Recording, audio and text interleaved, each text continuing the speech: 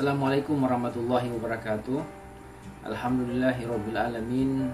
Allahumma shalli ala Sayyidina Muhammad wa ala ali Sayyidina Muhammad.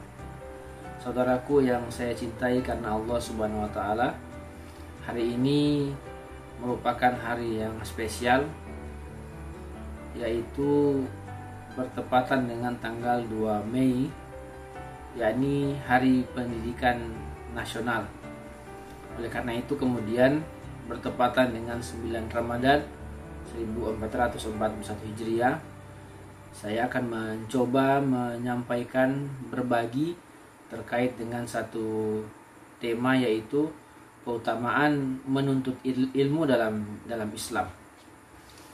Saudaraku yang saya cintai karena Allah Subhanahu wa taala, pada suatu saat saya pernah diceritakan oleh seorang guru saya sebuah motivasi yang besar terkait dengan bagaimana kita bersemangat untuk menuntut ilmu. Ini kisah yang disampaikan ke kami adalah terkait dengan kisah Buya Hamka dengan seorang ibu. Pada suatu saat seorang ibu datang kepada Buya Hamka.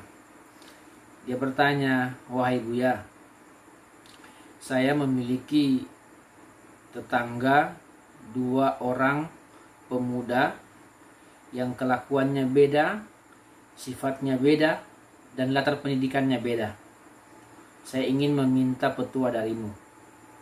Yang satu, pemuda yang satu, itu adalah sarjana, lulusan suatu universitas.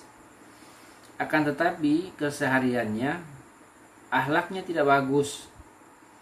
Setiap malam selalu buat onar di kampung, terlibat dengan pemuda lain dalam perkelahian atau minum-minuman khamar, dan tidak pernah kemudian memberikan uang atau nafkah kepada orang tuanya karena dia adalah seorang pengangguran. Tapi di sisi lain ada tetangga yang lain," kata ibu ini, "seorang pemuda yang hanya lulusan SD tetapi akhlaknya bagus, setiap bulan memberikan nafkah kepada orang tuanya, kepada ibunya, karena ayahnya sudah meninggal, sekian rupiah untuk kebutuhan hari-hari daripada ibunya, dan pembawaannya begitu bagus, padahal dia kemudian latar belakang pendidikannya hanya lulusan SD." Lalu ibu ini lanjut bertanya kepada Buya, "Wahai Buya, apakah kemudian perlu anak saya sekolahkan? Saya khawatir jangan sampai kemudian seperti pemuda yang pertama tadi, punya pendidikan tinggi tapi akhlaknya tidak bagus. Saya pengen kemudian anak saya seperti pemuda yang kedua, mau membantu saya, mau membantu keluarga, dan akhlaknya bagus." Maka dengan santai, dengan penuh kemudian keseriusan mendengarkan cerita daripada sang ibu, lantas diberikan jawaban oleh Buya Hamka, "Wahai ibu, ketahuilah pendidikan itu adalah hal yang utama. Ketahuilah kalau seandainya anak yang lulusan SD, pemuda yang lulusan SD yang diceritakan tadi, dia melanjutkan sekolah, dia menempuh pendidikan yang lebih tinggi lagi, maka dia hari ini mungkin jauh lebih baik lagi daripada kondisinya hari ini. Mungkin dia bekerja tidak serabutan, mungkin dia bekerja bukan di bawah matahari, mungkin dia bekerja tidak bekerja menjadi kuli bangunan, dan seterusnya dan seterusnya. Mungkin dia berada pada tempat yang enak dan pendapatan yang berlipat-lipat. Kalau seandainya dia punya pendidikan yang tinggi, mungkin jauh lebih baik lagi kemudian hikmatnya kepada orang tua dibandingkan yang ada saat ini." Terus pemuda yang pertama, untung dia sekolah, untung dia kuliah.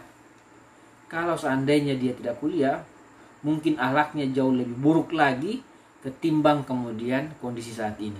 Sekarang dia sarjana, kondisinya seperti itu, buat onar, tukang minum khamar, tukang ribut di kampung, padahal seorang sarjana. Untung dia sekolah, kata Buya. Kalau seandainya dia tidak sekolah, mungkin kejahatannya jauh lebih buruk daripada kondisi saat ini. Sang ibu kemudian termenung, dan akhirnya memutuskan untuk melanjutkan pendidikan anaknya. Saudaraku yang saya cintai karena Allah Subhanahu wa taala, tidak ada yang salah dengan pendidikan. Kalaupun seandainya kita menemukan ada oknum, ada orang-orang yang kemudian tidak sesuai dengan kehendak kita pada kebanyakan terkait dengan akhlak, karakter, padahal memiliki latar pendidikan yang tinggi, maka itu adalah kasuistis atau terjadi pada orang per orang. Dalam Islam kemudian terkait dengan pendidikan, terkait dengan ilmu, mendapatkan perhatian yang utama dan perhatian yang sangat istimewa dari Allah Subhanahu wa taala. Sampai kemudian Allah Subhanahu wa taala menurunkan ayat yang pertama kali turun, surat yang pertama kali turun, yaitu terkait dengan membaca, terkait dengan ilmu, terkait dengan pendidikan. Iqra bismi rabbikal ladzi khalaq. Bacalah dengan menyebut nama Tuhanmu yang telah menciptakan. Sampai dengan ayat kelima pada surat Al-Alaq. Ayat ini kemudian memberikan penegasan pada kita semua sebagai seorang muslim tentang pendidikan merupakan hal penting yang harus ditempuh. Padahal Nabi kita Muhammad SAW ketika menerima ayat ini bukan orang yang pandai membaca, bukan orang yang kemudian sudah memiliki ilmu pengetahuan yang lebih. Akan tetapi kemudian Allah memerintahkan kata Iqra, membaca. Bacalah. Berarti kita disuruh untuk menuntut ilmu, mencari pengetahuan. Ini pentingnya kemudian kita untuk menuntut ilmu atau belajar dari waktu ke waktu untuk menambah wawasan pengetahuan kita, pengalaman dan seterusnya. Di samping kemudian dalil yang lain misalnya terkait dengan hadis Nabi sallallahu alaihi wasallam, talabul ilmi faridatan ala kulli muslim. Jadi menuntut ilmu bagi setiap muslim adalah wajib. Menuntut ilmu adalah kewajiban bagi setiap muslim. Jadi hadis ini kemudian memberikan gambaran, memberikan motivasi, dorongan tentang kewajiban atau pentingnya kemudian menuntut ilmu. Nah, ada beberapa keutamaan, paling tidak ada 4 poin yang perlu kemudian saya sampaikan dalam kesempatan ini. Mudah-mudahan kemudian bisa memberikan manfaat dan motivasi buat kita semua untuk terus belajar. Yang pertama, keutamaan bagi seorang muslim yang menuntut ilmu. 1. Derajatnya akan diangkat oleh Allah Subhanahu wa taala. Derajatnya akan diangkat oleh Allah Subhanahu wa taala.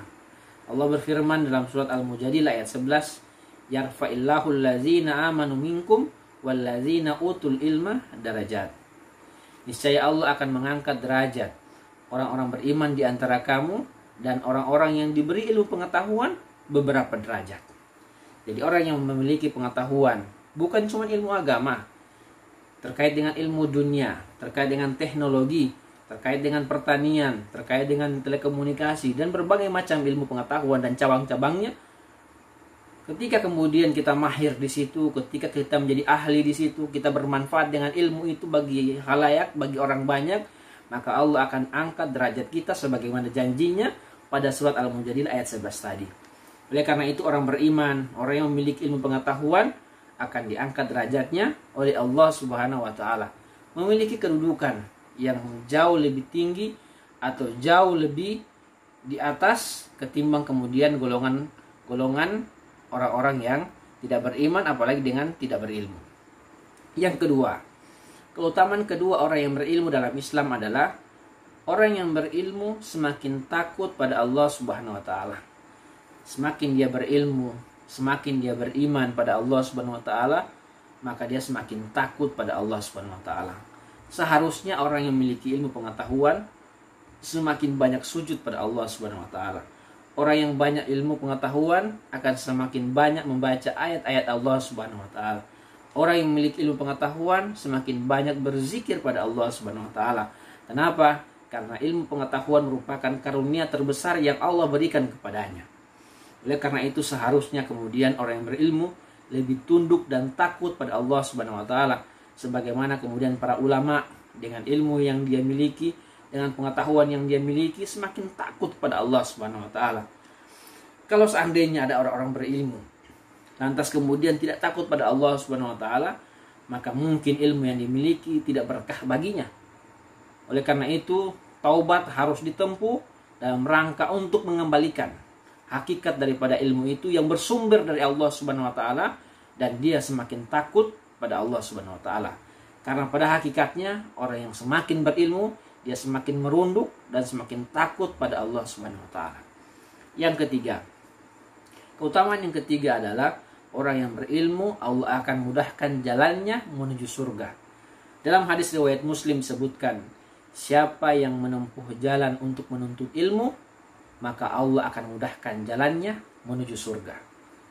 Jadi jalan menuju surga bagi orang yang berilmu, bagi orang yang menuntut ilmu, yang terus belajar, yang terus mencari informasi, pengetahuan, menambah pengalaman, meluaskan wawasannya, maka Allah akan mudahkan jalannya menuju surga. Apalagi niatnya untuk kebaikan umat. Dia belajar, dia menambah pengalaman, dia berdiskusi, dia mengorbankan sekian ribu, sekian ratus ribu, sekian juta untuk menambah kemudian pengalaman lewat seminar, lewat pertemuan, diskusi pendidikan dan seterusnya, maka ini kemudian menjadi aset buat dia dan menjadi jalan menuju ke surganya. Ini yang kemudian manfaat atau keutamaan yang ketiga bagi orang yang menuntut ilmu. Allah mudahkan jalannya menuju surga. Oleh karena itu tidak ada kerugian bagi siapapun di antara kita yang mengorbankan harta kita untuk menuntut ilmu. Kemudian yang keempat, keutamaan yang keempat yang terakhir bagi mereka yang menuntut ilmu adalah amalnya akan kekal walaupun fisiknya, walaupun ruhnya telah dicabut oleh Allah Subhanahu wa taala. Jadi amalnya akan terus hidup, pahalanya terus mengalir dengan ilmu yang dia miliki. Disebutkan dalam hadis, "Iza mata ibnu Adam in qata'a amaluhu illa bisalas." Jika mati anak cucu Adam, maka putus semua amal solehnya kecuali 3 hal. Yang pertama adalah sedekah jariah. Yang kedua adalah ilmu yang bermanfaat atau ilmu yang dimanfaatkan. Yang ketiga adalah doa anak soleh. Jadi pada poin yang kedua adalah ilmu yang dimanfaatkan atau ilmu yang bermanfaat. Termasuk kemudian amal yang kekal walaupun jasadnya telah hancur binasa, dimakan oleh cacing tanah, terurai menjadi tanah, terurai di dalam tanah, dalam kubur, tetapi amalnya terus mengalir sepanjang ilmu yang disalurkannya, ilmu yang pernah diajarkannya pada orang lain termanfaatkan. Misalnya ilmu masak, ilmu masak, kita mengajarkan cara memasak kepada pasangan-pasangan muda yang tidak bisa memasak misalnya lewat tutorial, maka ilmu ini akan terus mengalir sepanjang kemudian ilmu itu dimanfaatkan oleh orang lain, diajarkan lagi, terus mengalir. Walaupun misalnya sumber pengetahuan orangnya tersebut sudah mati, sudah meninggal, tapi pahalanya terus mengalir sampai kepada si almarhum atau almarhumah. Ilmu cara mancing yang benar, ilmu cara membuat lemari, ilmu cara menanam bibit yang benar, ilmu cara menangkap ikan, dan seterusnya.